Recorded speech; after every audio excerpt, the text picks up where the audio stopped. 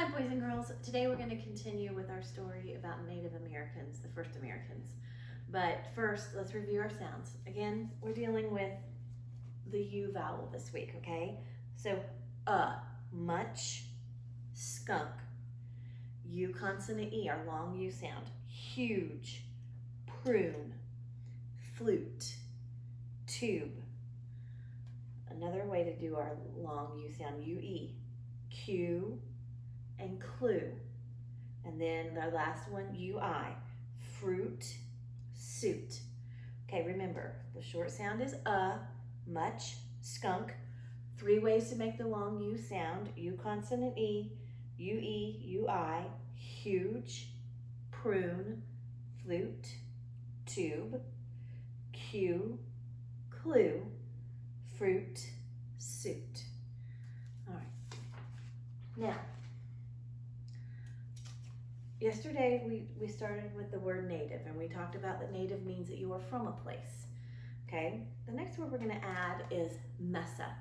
And a mesa is out in the Southwest, and they're like a flat-topped mountain. And as we read today, you will find out that some of the Native Americans actually used a mesa as a place to build their homes, and you'll find out why. All right. We're going to continue with The Very First Americans by Kara Ashros. Today we're going to talk about the Southwest Indians. The hot, dry desert of the Southwest was where the Hopi, the Navajo, and the Zuni lived. The Hopi built clay houses high on flat-topped mountains called mesas. Hopi means the peaceful ones, but some tribes who lived nearby were not so peaceful. They raided Hopi villages and they stole food and blankets. That's one reason the Hopi built their homes in high, hard-to-reach places, to stay safe from their enemies. If an enemy did not reach a Hopi home, he would have a hard time ever getting inside. Instead of front doors, homes had holes in their roofs with ladders that could be pulled inside the house quickly. All right, that's a really cool thing. Okay, so the mesa, a high, flat-topped mountain. They go up there because it was hard for their enemies to climb the mountain. And then, and you can see, they built their homes and they built them up. But instead of front doors, they had holes in the roofs. And so you had to climb up the ladder to get in your house. But then if you thought an enemy was coming, you just pull the ladder down inside your house and then they can't get inside. It's a very smart thing to do. All right. It was not easy to farm in the desert where so little rain fell. Without rain, crops would not grow and people would starve. So each year, the Hopi prayed for rain. The Hopi priests would dance holding snakes in their mouths. Then the snakes were set free to carry Hopi prayers back to special spirits. The zigzagging bodies of the snakes in the sand reminded the Hopi of the lightning that would come with the rain. All right, so I can make an inference here. I know that in the Northwest, the tribes fished. The Southwest is far from the sea, so these people couldn't fish.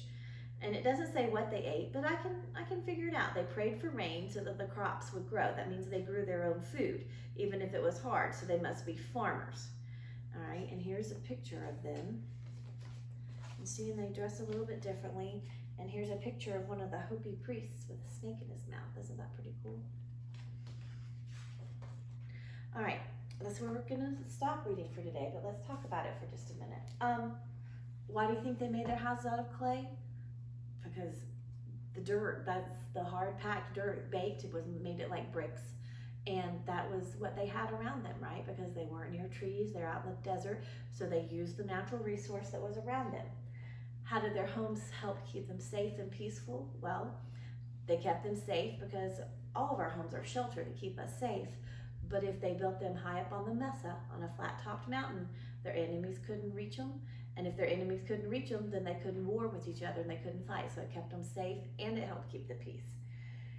And then why were snakes a symbol of the rain? Well, remember the slithering movement of the snake reminds them of the lightning bolts that come with the rain.